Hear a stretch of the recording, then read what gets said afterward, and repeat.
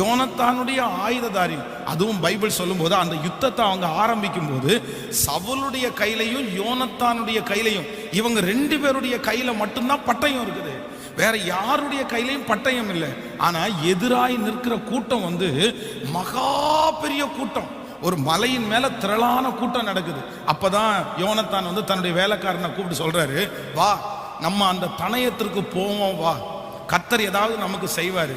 அப்ப அந்த வேலைக்காரர் சொல்றாரு, சரி போலான்னு சொல்லி 2 பேர் தான் போறாங்க. 2 பேரு, அவ்வளோ பெரிய கூட்டம். ஆனா வேதம் சொல்லுது, எதிரிகள் தங்களுக்குள் வெட்டுண்டு மடிய செய்தார். ஒரே பட்டயம் 2 பேரு. ஆனா யுத்தத்தை முடிச்சிட்டு வரும்போது வேதம் சொல்லுது, பெரிய ஆர்ப்பரிப்பின் சத்தம்.